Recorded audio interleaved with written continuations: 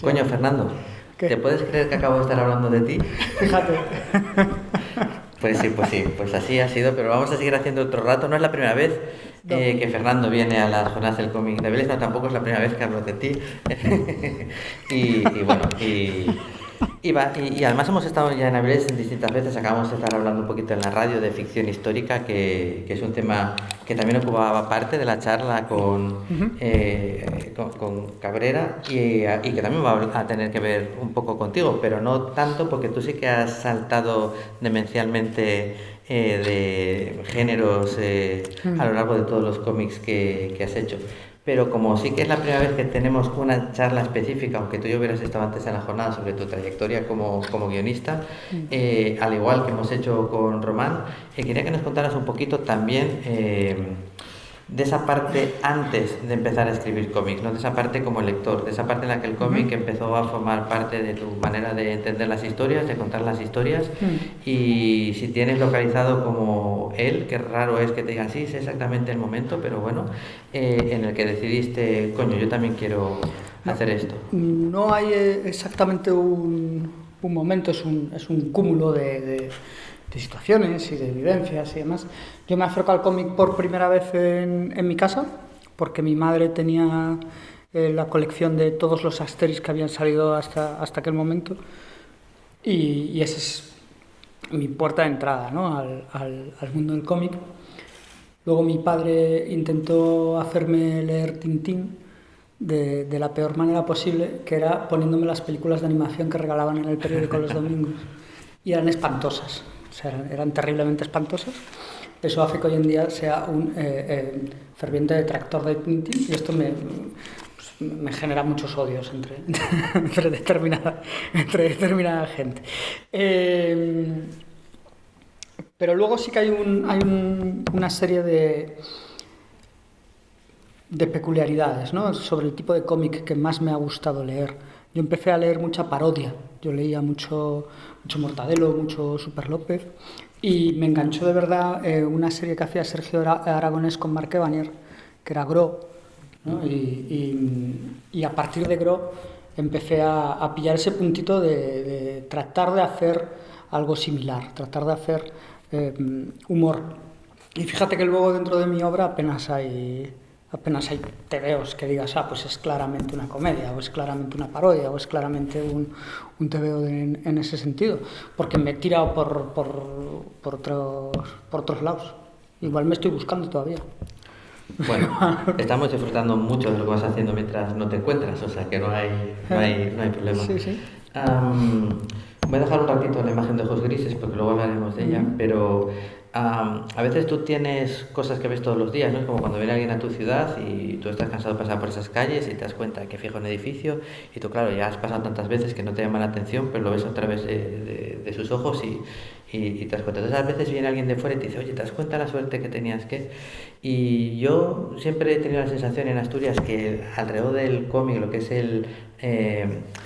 las asociaciones, ¿no?, para hacer tebeos, proyectos y demás, no han sido nunca especialmente numerosas ni especialmente prolíficas, mientras que mirabas, por ejemplo, a Galicia y siempre había un montón de fanzines, un montón de revistas, un montón de publicaciones, un montón de intentos, y si uno se caía habrían dos, y si esos dos se morían volvían en el anterior a resucitarlo. Esa efervescencia que tenéis aquí en la provincia vecina animaba a lanzarse a hacer de una forma más natural. ¿Por qué tanta gente se ha ido uniendo alrededor del cómic allí? Imagino que a mucha gente sí, pero para mí no es el caso. Es decir, yo no había publicado ni en revistas, ni en fanzines, ni me había acercado especialmente al cómic como creador hasta muchos años después. Es decir, yo mi primer TVO lo publico en noviembre de este año, hace 10 años. Es decir, yo tenía 32 tacos. Sí. Es decir, yo no me acerco al mundo del cómic. Si me hubiese acercado siendo adolescente, si me hubiese acercado con 15, 16 años, sí que hubiese tal. Pero es que a mí ocurre algo muy importante en mi vida, en 2011, que me hace cambiar el chip, que es que se muere mi padre, ¿no? Y que Mi padre cuando mi hermano y yo éramos chavales nos comía la cabeza constantemente con el tema de, bueno, tienes que buscarte un buen trabajo, y en el trabajo no hables de política, tú hablas solo de fútbol, y si hablas de fútbol y alguien te pregunta, tú dices que eres del Celta, no se te ocurre decir que eres del Madrid o que eres del Barça o tal, ¿no? Y no des una voz más alta que otra, todas estas cosas, ¿no? Hasta que de repente se coge una depresión de puta madre, porque le empiezan a hacer bullying en el trabajo. Él se coge una depresión y en esa depresión se muere. Pero poco antes de morirse me dice que todo ese mensaje que nos había estado montando durante años, que me olvidase, que buscase algo que me gustase y que intentase hacerlo lo mejor posible, ¿no? Ese fue el mensaje que me dio mi padre, y es lo que hice. O sea, en ese momento me di cuenta de que yo estaba trabajando en la tele, pero estaba trabajando en la tele como operador de cámara. Yo soy de formación, soy fotógrafo y soy técnico superior en imagen, ¿vale? Y he trabajado en la tele varios años y en la prensa local, en el fotoperiodismo. Y tampoco es que, o sea, me gustaba, pero era un trabajo excesivamente estresante. Cualquiera que haya tenido contacto con la prensa local sabe cómo va esto. Y decidí meterme a estudiar guión, porque a mí lo que me gustaba era escribir, ¿no? Entonces, en ese momento de estar estudiando en Madrid, en la Factoría del Guión, recurría a un foro de internet, a poner un anuncio: guionista busca dibujante. ¿Y por qué cómic? Porque en esa época también recuperé todo el gusto que tenía por leer cómics, y dije, fue cuando me planteé por primera vez el hecho de, coño, a lo mejor puedo escribir un cómic. Dibujarlo no se me pasó por la cabeza porque soy incapaz de hacer el logo de la ONCE bien. Uh-huh. Y dije, bueno, pues vamos a probar. Y me encontré con un mensaje similar de dibujante busca guionista. Hicimos match. Sí. Pero no supermatch, ¿no? O sea, fue relación abierta. No, sí, luego con ese dibujante he hecho mi primer TVO, y mi primer TVO que ha salido solo en Francia. O sea, que es Alex Muñoz, sí, que hicimos Teluria 108, y luego hicimos Corubacu, que soy uno de esos que tiene TVOs publicados en Francia que no han llegado a España. Bueno, hay muchos, ahora últimamente. Sí. Y bueno, comentaba antes, yo es que creo que el primer cómic en el que, bueno, fui consciente de tu existencia como guionista. Sí, le pasa a mucha gente. Y también siento que a veces leo los cómics en desorden absolutamente. Yo creo que las historias no caducan, que llegan a ti cuando tienen que llegar, y a veces lees un TVO de un tipo que no conocías, por lo que sea, y rastreas para atrás y vas descubriendo, y luego ya el orden se te pierde un poco. Pero sí que Ojos Grises me llamó mucho la atención, porque es un tema que, vamos a ver, no es el colmo de la originalidad, ¿no? En el sentido de que, bueno, pues es un chico que ve algo y que tiene el debate de hasta qué punto denuncia una situación que es injusta o se ahorra los problemas que le puede traer esta situación. Ve a un policía pues matar a un chico y claro, ¿qué haces? ¿Vas y lo cuentas y ahí tu vida a lo mejor se enfanga y se vuelve una mierda, o lo dejas pasar y convives mirándote al espejo cada día? Pero sí que me pareció que era bastante fresca la forma de contarlo a través de la mirada del chico, que sí que me parecía más convincente y más realista que cuando coge el típico señor de 50 años y te va a contar una novela esta, y luego los personajes jóvenes como que no te los crees, ¿no? A mí me parece que está muy bien encontrada la voz del prota. Yo tenía un proyecto justo anterior a este. En el momento en que yo me pongo a escribir, me lo tomo muy en serio, ¿vale? Me cojo todas las mañanas, me voy con mi ordenador a la biblioteca de un centro sociocomunitario que había en mi barrio, y me ponía todas las mañanas a teclear. Había gente que iba allí a estudiar oposiciones y me odiaba profundamente porque hacía mucho ruido. Y además, yo cuando escribo tengo como mucho contagio emocional de lo que estoy escribiendo, entonces voy poniendo caras todo el rato. Entonces estoy escribiendo y estoy como muy compungido, de repente estoy como muy alegre, de repente estoy como muy violento, ¿no? Y tecleo con más fuerza y no sé qué y tal. Y el tema era, bueno, yo voy todos los días a escribir, pero ¿qué coño escribo? ¿No? Entonces me empecé a plantear proyectos de determinadas duraciones, ¿no? Escribía relatos, escribía guiones de cortometrajes, de historias cortas y tal, y luego empezaba a escribir historias largas. Y uno de los primeros guiones que salió de historia larga se llamaba Si tú eres el mejor, yo soy el rey de España, y iba precisamente de un grupito de adolescentes en ese último año de transición que hay entre el colegio y el instituto, y que en ese verano, haciendo una acampada en una laguna, se encuentran el dedo cortado de alguien con una alianza que tiene una inscripción, ¿no? Entonces empiezan toda una historia de vamos a tratar de averiguar a quién pertenece este dedo, ¿no? Y tal. Lo que pasa es que era una historia que era muy larga, ¿no? Eran como 120 páginas de guión, lo cual eso traducido después a páginas de cómic podrían ser 200 perfectamente. Y cuando me llega la posibilidad de hacer Ojos Grises con Rouget, la primera idea que me viene a la cabeza es esa historia, ¿no? Esa historia de ese grupito de chavales. Entonces tenía como muy pillado el tono, tenía como muy pillado ese puntito de cómo hablaban entre ellos, de cómo tal, y es una etapa en la que yo me la pasé prácticamente en la calle, y entonces también tenía como ese rollito a mí me hace mucha gracia cuando alguien me dice te falta calle. Si yo no he salido de la calle, o sea, a mí me tenían que venir a buscar, ¿no? para que volviese a casa. Sí. Aprovechando que por la mañana hablamos de la ficción histórica y que ahora has metido el tema de la documentación, es que claro, luego hay gente que dice, joder, qué bien ha contado, ¿no?, el guionista este tema. Y yo, coño, porque se lo sabe. Digo, porque es que generalmente la gente muchas veces cree que, bueno, voy a poner de esto, hace una búsqueda en Google, venga, tiro 2 personajes que hablen, con que vayan más o menos de este tema, si lo venden bien, la gente lo comprará. Casi lo peor que te puede pasar, porque te van a ver el cartón, ¿no? A mí me parece que el trabajo de documentación en el que tú encuentras un nombre, una idea, un suceso, y te vas a la biblioteca, como tú dices, y antes de ponerte a hacer el guión estás investigando un tiempo, a mí me parece que es el 70% de una obra de ficción histórica. Luego lo otro es darle la forma que quieres como guionista, y yo creo que lo vamos a ir hablando ahora en distintas obras, que en tu caso muchos cómics, no te hablo de género de ciencia ficción o Soma, del que hablaremos luego, sino todos los que tienen que ver un suceso real han empezado así, ¿no? Pero la cuestión es, ¿de qué manera suelen llegar a ti esos hilos de los que luego tiras y te documentas? ¿Suele ser algo que estás leyendo y dices, coño, qué personaje tan interesante? Depende un poco del trabajo, pero suele ir más o menos a la par, ¿no? Es decir, hay veces en que te encuentras, como pasa con el espíritu del escorpión, ¿no? Te encuentras un personaje como Karadžić, ¿no? Sí.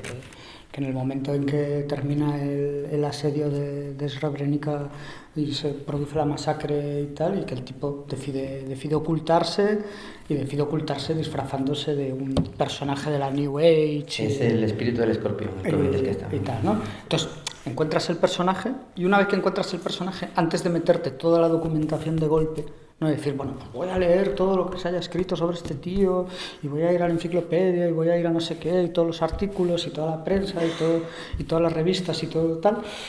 Antes de eso, yo ya voy hilando lo que es una escaleta que me vaya permitiendo el montar una trama donde luego se pueda leer de manera más o menos interesante, y a partir de ahí es cuando voy incorporando la documentación que voy necesitando en función de lo que la trama me requiera, porque luego uno de los problemas que yo creo que ocurre mucho, tanto en el cómic como en la novela, es que se te note demasiado que es pura documentación, todo, ¿no? O sea, a mí me pasaba con alguna amiga, ¿no?, que se estuvo documentando para hacer una novela que era un romance de cómo funcionaba o cómo se trabajaba la pesca de bajura a principios del siglo XX. ¿No? Y al final era como, hostia, había capítulos enteros que decías, pero coño, que me estás dando una lección de documental de cómo funciona la pesca de bajura, esto no interesa, esto no funciona, ¿no? Y creo que a veces pecamos de que se note demasiado el exceso de documentación, o de como querer decirle al lector, mira, que yo me he documentado mogollón, ¿eh? Sí, y no solo eso, sino el miedo a que tú dices, bueno, deje este dato fuera porque no me encaja, y va a haber algún idiota que me va a escribir y me va a decir, pues que no sé si sabes que un año antes había ido a no sé dónde, y tú, coño, lo sé, pero no lo necesitaba contar. Estoy yo como para estar pendiente de los idiotas. Pues digo, pero por eso, pero fíjate. Pero yo creo que por lo que hay muchas veces sobre exceso de documentación es precisamente por eso, porque estáis más pendiente de los idiotas de lo que decís. Puede ser, pero no sé, o sea, yo lo comentaba esta mañana, ¿no?, en la rueda de prensa, cuando el periodista me acusó de mentir vilmente. Decía que yo no creo que haya que escribir pensando en los lectores. Es que me parece una de las falacias más grandes que se dice alegremente, ¿no? Hay que pensar en los lectores, en todos ellos. todos los posibles lectores que va a tener el cómic, es imposible, no tiene sentido. Entonces no puedes estar pensando en mi madre y a la vez en una chavala de 18 años y a la vez en un cocinero de 57 que trabaja en un hospital. O sea, es que no tiene sentido. Entonces, eso de hay que pensar en los lectores, creo que hay que empezar a desterrar determinadas creencias con respecto a la escritura, ¿no? Y con respecto al proceso creativo en general. Y ya que mencionaste el espíritu del escorpión, yo sí creo que te veo especialmente significativo dentro de tu trayectoria. Y a veces tengo la sensación de que en comparación con otros ha quedado un poco, no sé, por debajo del radar, ¿no? ¿Tú tienes un poco la misma sensación? Sí, tengo la sensación de que funcionó especialmente bien con determinada crítica. Incluso pues, nos nominaron a premios, nos dieron algún premio en alguna convención. Estuvimos nominados incluso a varios premios en Francia, porque también estuvo editado allí y funcionó más o menos bien. Pero sí que luego te queda el punto de que ha quedado ahí como un poco olvidada o soterrada bajo otros trabajos. También es verdad que, evidentemente, pues, muchas veces la labor editorial o la promoción de las obras se centra mucho en esta vorágine que tenemos en el ecosistema comiquero, de la novedad, y cuando un cómic deja de ser novedad, automáticamente parece que desaparece del mercado. Y ahora dejas de ser novedad en prácticamente días, ¿no? Porque antes aún decías, bueno, pues podía aguantar un cómic en la mesa de novedades de una librería, si le caías bien al librero, podías aguantar un mes y medio, 2 meses. Ahora es impensable, ahora tienes que estar renovando constantemente eso, ¿no?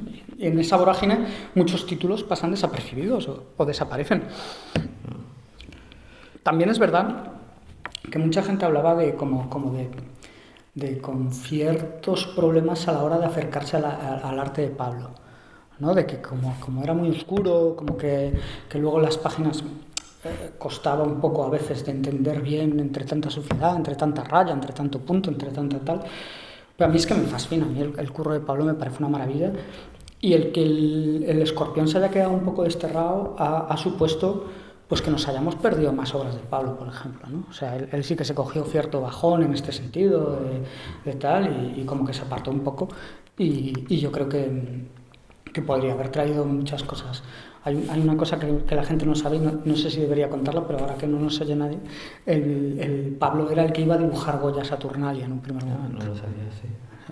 Sí, y al final lo acabó haciendo otra persona, Manuel Romero, y lo acabó haciendo, pero porque Pablo se bajó del proyecto, porque estaba con esta especie de bajón de la vorágine esta del mundo del cómic, de pensar demasiado en el lector. De pensar demasiado en el lector. ¿Ves? Sí, porque había un idiota que dice que este dibujo a mí no me gusta y es muy bonito, pero a mí no. Claro, es que al final pasa, pues te digo, es que al final pasa y sí, te carga carreras igualmente que levanta otras. A mí me parece excepcional el trabajo de Pablo y vamos, me parece tremendo y es una pena. No sé si ha pensado retomarlo recientemente o si alguna vez hablaste con él. Tuvo ahí como bueno, pues me preparo yo algo y aunque sea me autoedito y tal y cual, pero es como una de esas cosas que se va diciendo a sí mismo. Pero mira, a lo mejor algún día... Aprovechando que hablamos del grafismo de Pablo, y me imagino que a lo largo de los proyectos te habrá sucedido de todas formas, pero preferentemente o mayoritariamente tú tienes el dibujante y entonces piensas la historia que mejor se encaja para el grafismo que puede tener o al revés, tienes una historia y llega un dibujante, aterriza y la hace suya. Hubo 2 épocas muy diferenciadas en ese sentido. Cuando yo empezaba, sí que es verdad que yo trataba de montar la mayor cantidad de información sobre un proyecto antes de buscar dibujante, ¿no? Entonces yo tenía mi propio dossier de guionista, ¿no? con una escaleta, unas fichas de personajes, un tal, y lo iba moviendo, ¿no? Pues se lo pasaba a Román. Si Román me decía que no, se lo pasaba a fulano. Si fulano me decía que no, se lo pasaba a Mengano. Luego me di cuenta que esa forma de proceder es terrible. Es terrible y es fatal, porque lo que estás buscando es que alguien te lo dibuje, independientemente del estilo que tenga, o independientemente... Evidentemente tú no se lo vas a proponer a todo el mundo, ¿no? Es decir, no te vale lo mismo un Pablo Caballo que una Rosa Codina, ¿no? Pero que ojo, que eso se ha dado, o sea, eso se ha dado de gente que le ha ofrecido el mismo proyecto a Pablo Caballo que a Rosa Codina, pero que entendí que no era la manera, ¿no? Entonces, a partir de unos años a esta parte, la forma es completamente diferente. Es más si me gusta un dibujo tuyo en Instagram, te mando unos jueguitos, ¿no? Te mando un me gusta, te mando corazones, te mando emoticonos de carita con ojos de corazón, y a partir de ahí empezamos a charlar y empezamos a buscar un a ti que te apetece hacer, ¿no? O sea, y hay una conversación y hay un conocerse, porque al final en esa conversación y en ese conocerse surgen proyectos que acaban siendo más de los dos, ¿no? No tanto de un dibujante que dibuja el proyecto de Fernando, sino un proyecto que nace ya conjunto entre ambos, ¿no? Que me parece mucho más interesante y me parece mucho más efectivo y genera más vínculo y la forma de trabajar es diferente. Y bueno, antes hablamos en la charla anterior un poquito también de la confesión desde el punto de vista del dibujante. Vamos a hacerlo ahora desde el punto de vista del guionista. Esta forma de contarnos una historia, de nuevo dándole la voz a personajes adolescentes y en realidad abordando un poco la dinámica de los secretos, ¿no? De cómo funciona esa parte de nosotros que no queremos que se vea, pero que a veces se ve y se descubre, y cómo reaccionamos ante ellos. Cuéntanos un poquito. ¿Y este es uno de esos casos de proyecto que pasó por varias manos, o no, que cuando llegaste a Román? No, en este tenía claro que, o sea, solo se lo propuse a Román, y Román, como teníamos la posibilidad.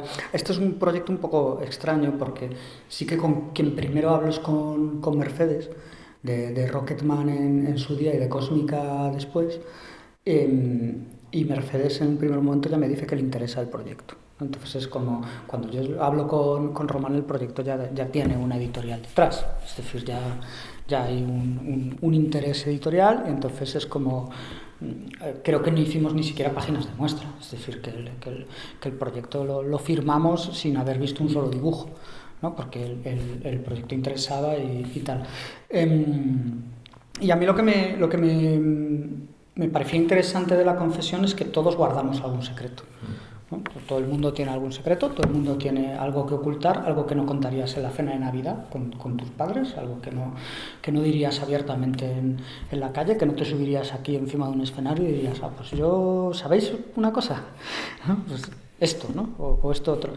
Y con esa dinámica me apetecía jugar y luego llevarla hasta un extremo muy tocho, ¿no? Hasta un extremo muy, muy grande, del tipo la mitad del pueblo es una secta, ¿no? O sea, era un poco el desbarre. Y ese desbarre a mucha gente no entró.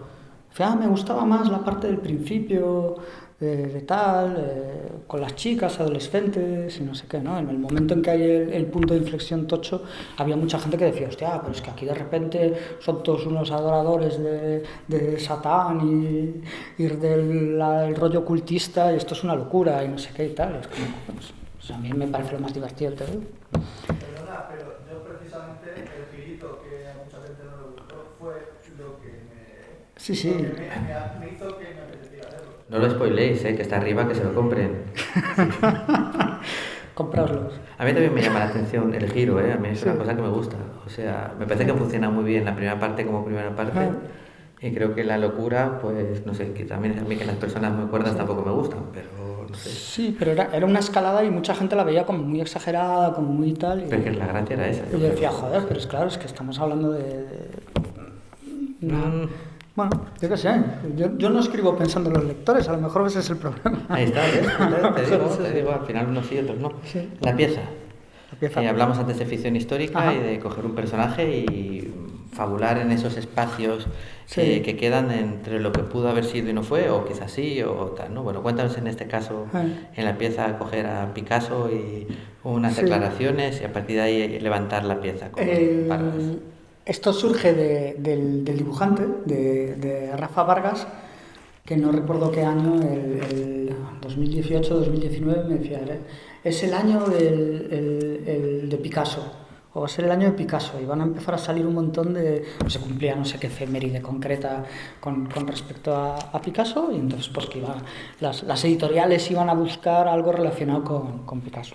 Y a mí no me apetecía hacer un cómic biográfico al uso, no me apetecía hacer otra historia más de Picasso en cómic sobre su trascendente paso al cubismo o demás. Me apetecía hacer otro tipo de historia completamente diferente. Y era un punto de partida que me parecía muy, muy divertido, que era que Queipo de Llano, un general fascista, que todas las noches daba discursos desde la radio como muy con soflamas muy locas, pues que en un momento determinado envía un grupito de fascistas a París a tratar de robar el Guernica y prenderle fuego. Y no consiguen robar el Guernica entero, porque el Guernica, los que lo habéis visto en directo sabéis que es inmenso, pero consiguen robar una pieza, una parte del Guernica. Y entonces pues ahí es donde está el juego, ¿no? Entonces hay un grupo de maquis que también van a luchar por recuperar esa parte del Guernica robado, y sale Picasso insultando a un fascista, que siempre es divertido. Mira, te dije antes que la primera vez que fui consciente de tu nombre como guionista fue con Ojos Grises, pero estoy seguro que para muchísima gente, sobre todo quizás ya fuera del círculo de los más comiqueros, fue con Subnormal, un TVO que trascendió y que funcionó muy bien y que acerca el tema antes estamos hablando, ¿no? del acoso y demás a través de la figura de Zubizarreta, de Iñaki Zubizarreta. Contanos un poquito este proyecto que te trajo aparte como guionista, más allá de... Me ha traído y me sigue trayendo, ¿no? O sea, en unos días sale la edición en Francia de Subnormal. Está editado ahora mismo en las 4 lenguas, en 4 de las lenguas oficiales del Estado, porque no solo hay 4, hay más. Y me ha traído sobre todo la amistad con Iñaki, ¿no? El hecho de haber conocido profundamente a Iñaki y de considerarnos amigos, ¿no? Hablamos mucho, dentro de 2 semanas va a estar en Vigo en unas conferencias y tal. Y sí que supuso un cambio con respecto al propio mundo del TVO, pero también a conocer lo que hay un poco más allá, ¿no? El ver que el cómic muchas veces se utiliza como herramientas para muchos usos en el aula o para muchos trabajos fuera de lo que es solo el universo comiquero, que a veces está un poco cerrado, ¿no? Es un poco una burbuja, una cámara de eco donde somos los mismos los que nos compramos los cómics los unos a los otros y esas cosas. Y Subnormal me demostró que si haces un trabajo bien hecho y que pueda tener esa repercusión y se trabaja en que la tenga, que se puede llegar, ¿no? Y que te puede abrir las puertas de muchas otras cosas. Hasta el punto de que se ha vendido el proyecto para la adaptación audiovisual y está en marcha, ¿no? Entonces ahí está. Y bueno, vamos viendo también imágenes de muchos otros cómics en los que has trabajado, de muchas obras colectivas en las que has aportado cuentos, relatos más o menos cortos. Y de entre las obras que hemos ido viendo un poco más de género puro, hemos visto, ahora no me acuerdo el nombre, El último día, ¿no? La de zombies. Vamos a hablar brevemente de humor artificial, ¿no? Que fue una entrada fuerte también en la ciencia ficción. Sí. Y que yo creo que fue un TVO en su momento dentro de tu carrera, ¿no? Porque a mí me decía gente que a lo mejor había conocido Ojos Grises, que a lo mejor ya había leído Subnormal, y le extrañaba, fíjate tú qué cosa, porque a lo mejor no había buceado lo bastante que hicieras una obra tan pura de género. Entonces te lo voy a comentar, pero 2 o 3, pero Fernando yo de ciencia ficción, y yo digo, coño, pero si él ha hecho muchas cosas. Que conste que a mí me gusta mucho Humor Artificial, es de esto de... Igual ya sabes que creo que tiene una de las páginas más bonitas que están en todos tus cómics. Sí. Igual que Román decía que Memoria de una guitarra es su hijo, ¿no? Humor Artificial es uno de los míos, ¿no? de tal, porque al final el poder hacer género puro, ¿no? Y además asomado a lo que es el cyberpunk, ¿no? Es decir, que incluye, es ciencia ficción que incluye toda esta filosofía sobre qué somos, ¿no? Quiénes somos, los seres artificiales, si tenemos derecho a la vida, si tenemos derecho incluso no solo a tener nuestra propia vida, sino a crearla por nosotros mismos, crear vida nueva y tal. Y me parecía una historia que podía impactar bastante desde el punto de vista de que el protagonista es un monologuista que hace stand-up en bares de carretera en un mundo distópico, ¿no? Es decir, las ciudades han sido arrolladas, la gente que se dedica al entretenimiento vive en una especie de caravanas que va por las pequeñas poblaciones que han quedado en pie a hacer espectáculos, y este tío hace comedia. Y además hace comedia que se puede considerar un poco ácida porque está constantemente buscando los límites sobre lo que se puede y lo que no se puede decir sobre las máquinas, porque las máquinas han sido los grandes enemigos, los que han destruido la humanidad, ¿no? O los que la han llevado a ese, y hay verdadero odio, a ese punto, ¿no? Y este tío es como el que hace chistes sobre las Torres Gemelas el 12 de septiembre, ¿sabes? Se está buscando una galleta. Y entonces el jugar con eso, y que además sea el protagonista y que deba ser desactivado porque es una máquina, ¿no? Entonces era un poco el punto, y que tenga problemas tan humanos como que su mujer no le deja ver a sus hijos, ¿no? Porque descubre que es una máquina y dice, hostia, ¿cómo vas a ver a los niños, ¿no? Sí, a mí me parece un TVO especialmente significativo de ciencia ficción de la buena, porque toca eso, muchos temas, desde los límites del humor hasta pues eso, ¿no? Que nos hace humanos y que no, el principio de singularidad, ¿no? De qué pasa cuando las máquinas puedan crear vidas a cierto punto, y bueno, y que no tiene tanta distancia en cierto momento, que por eso los he enlazado con Plot Point, en el sentido de que uno explora en cierta manera la vida de un monologuista en un momento en el que la sociedad está jodida y tiene que sobrevivir como puede, estando muy al límite para funcionar y que lo llamen, pero que al mismo tiempo no pasarse para que no le esperen fuera, ¿no? Y en Plot Point es la historia de un tipo que lo que está jodida es su carrera, no tanto la sociedad, o no más que la nuestra de hoy en día, que es la misma, y que ha tenido un éxito en un momento de su vida, y ahora pues el pobre está sobreviviendo como puede, haciendo trabajos alimenticios muy lejos de la fama que tuvo en su momento. De cierta manera hay un pequeño hermanamiento ahí entre ambas obras. Sí, hay un punto también de juego con el humor, ¿no? De juego con la comedia y con cómo se puede ganar la vida a la gente que tiene que vivir del espectáculo, ¿no? Entonces ese es un poco el juego, ¿sí? Me gusta mucho Plot Point también. Tengo mucho cariño a ese TVO, sobre todo por haber currado con Esteban, porque a mí me gustaba mucho ya la obra de Esteban desde hace tiempo, y fue él el que me escribió y me dijo, vamos a hacer proyectos. Y empezamos a hacer dosieres, lo contamos ahí en el Fracaso como una de las Bellas Artes es donde lo contamos, ¿sí? Y vamos a hablar de Soma. Vale. También me parece... Tú estás muy al tanto de todo lo que se va haciendo, me consta, también estás en contacto con un montón de nuevas generaciones a los que les vas dando clase de guión, y que a medida que van pasando los años pues van teniendo unas influencias distintas, unos intereses distintos, lo cual te obliga a estar un poco más en contacto, no solo con lo que te puede interesar a ti, sino también con lo que le puede interesar a las nuevas generaciones, ¿no? Y al mismo tiempo, por estar en contacto con ellos y por saber lo que se hace, eres un guionista que ha tenido la suerte, yo creo que lo es, de trabajar con muchos autores en su primera obra. No es el caso, no exactamente de Carles Dalmau, pero sí que es el caso de este tipo de historias más cercanas al manga, o con autores que han triunfado en páginas digitales muy lejos del papel, y que así los que nos llamarían un poco viejunos pues no miramos tanto para ello, y contentos porque hemos llegado a 6.000 lectores, y el tipo dice, pues yo tengo 1 millón que me siguen todos los días aquí, he ganado un premio con ese guante. Pero ¿cómo es posible, chaval? Y me gustaría que nos contaras, pues eso, cómo fue juntarte a Carles Dalmau a hacer esta historia con alma de manga y estilo de animación, y bueno, hasta qué punto eso te ayuda a mantenerte fresco y envejecer bien, por así decirlo, como guionista, que el otro ya no tiene solución. Me contactó Carles a mí, me escribió por Instagram y me dijo que a él le gustaba mucho pensar en proyectos y pensar en premisas para una historia, pero que no se le daba nada bien desarrollarlas.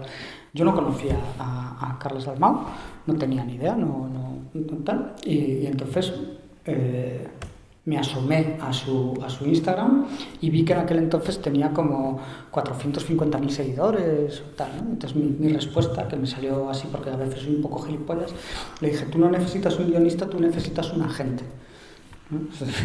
Lo que necesitas es que alguien te enseñe a monetizar bien toda esta fanbase que tienes en Instagram. Entonces me insistió y me dijo, no, tal, porque yo quiero hacer cómic, porque yo ya estoy trabajando en el mundo del videojuego, yo ya estoy trabajando en el mundo de la animación, en no sé qué, no sé cuánto, y me interesa mucho hacer cómic.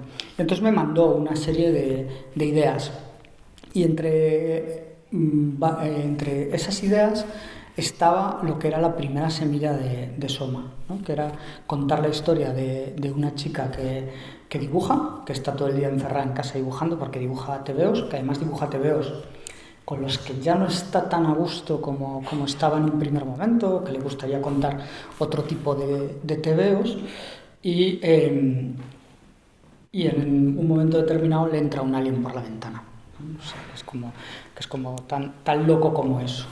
Y me pareció una maravilla, para contar precisamente con el estilo de Carles, porque pues, es puro color, es muy dinámico, es muy plástico, es muy divertido, sí. Y como que te llama, ¿no? Es decir, tú cuando te pones a ver las páginas que estás haciendo con él, y la verdad es que nos llevamos muy bien. Y nos llevamos muy bien a pesar de que hay una diferencia de edad notable. Es decir, nos llevamos casi más de 15 años, ¿no? Entonces es como tal. Pero no sé, como que conectamos muy bien y nos lo pasamos muy bien cada vez que vamos a cualquier evento, cada vez que tal. De hecho, tenemos 3 tebeos firmados, es decir, hemos hecho Soma, estamos haciendo ahora que puedo decir el título ya en primicia, que es el No te creas el misterio de la habitación 212, que me gustan los títulos largos cuando son mangas de broma, y luego vamos a hacer Chum, que es una historia de horror cósmico. Qué guay. Yo la verdad que me gusta muchísimo el trabajo de Carles, como autor de cómic también, como ilustrador excepcional, y bueno, pues estaremos pendientes de esas entregas. Vamos a hablar ahora un poquito también de otro tebeo que vuelve a traernos a la ficción histórica, otra vez a mirar, como hablábamos antes con Román, a esa historia negra española, y en este caso que a ti como gallego te tocaba cerca, a la figura de Roma Santa, ¿no?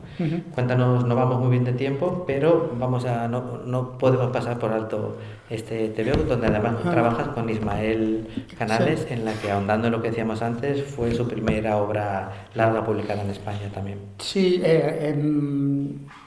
llegar al personaje de Roma Santa es algo que yo creo que todos los que nos hemos dedicado a escribir en Galicia o tal, todos hemos tenido alguna especie de documento de hacer una historia sobre Roma Santa, ¿no? Como poner ahí como el check, ¿no? En algún momento de tal, porque es un personaje que en nuestro imaginario colectivo está muy presente, ¿no? El hombre lobo de Ayariz, el asesino en serie más cruento de la historia de España, esta historia, ¿no? Este tema. Y en el momento en que empecé a bucear en el personaje, en esta documentación, me pareció una pasada, ¿no? Por un poco lo que comentábamos esta mañana, por las peculiaridades jurídicas, ¿no? Es decir, este tío es condenado a muerte sin que exista una sola prueba que lo incrimine.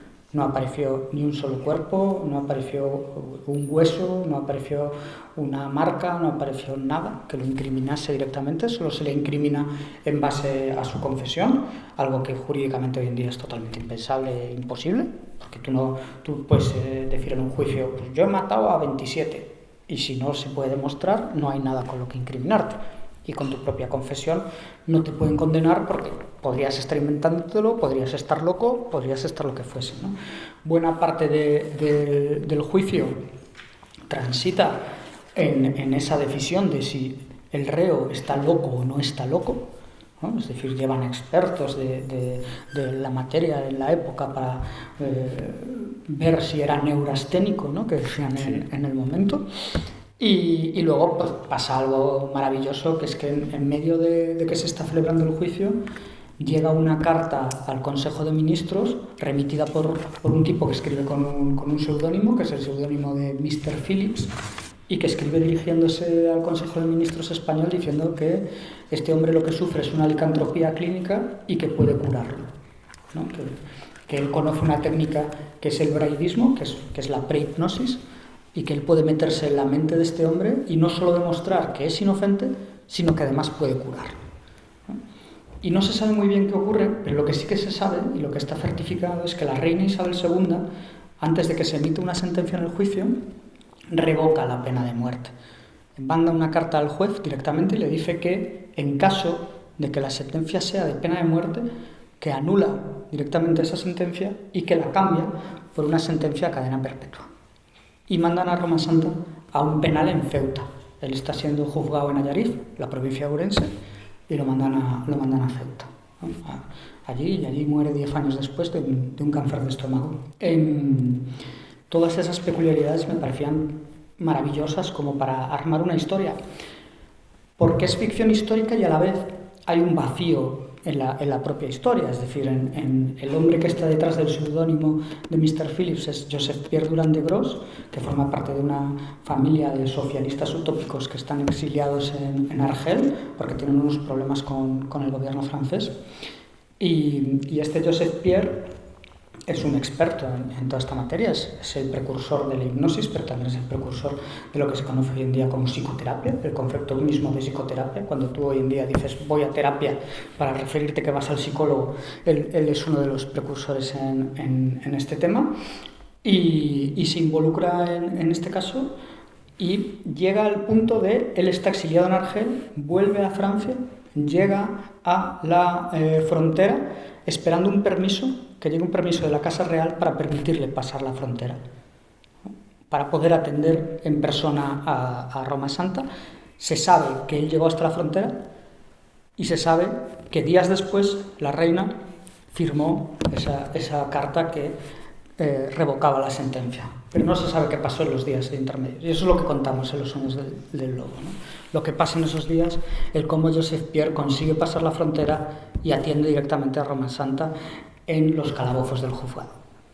Y a partir de ahí, pues hay, como decíamos en otros casos, mucha documentación, pero muy bien filtrada, usando la que es necesario. Teorías hacia las que tú te decantas y que solo podréis saber si os leéis el TVO, que ya sabéis que está arriba también a la venta, y una obra con este planteamiento tan interesante y que os digo que la resolución bien merece la pena. Pues nos ha pasado el tiempo de este primer recorrido, ya seguiremos a partir de aquí. Tendrá que ser una charla más larga porque al ritmo al que vas, por suerte, para nosotros tu producción así lo asegura. Y yo decirte dos cosas. La primera, bueno, comentaste ese punto de inflexión que era, bueno, la muerte de tu padre, ¿no? Y que te dijo que hicieras algo que te gustara, que te hiciera feliz y que lo hicieras lo mejor posible. Ya sabemos que el cómic te gusta mucho, que te hace feliz, que lo estás haciendo de puta madre, te lo decimos nosotros. Y la mejor manera que tiene un público de decírselo a un creador es con un muy fuerte aplauso. Muchas gracias. Gracias.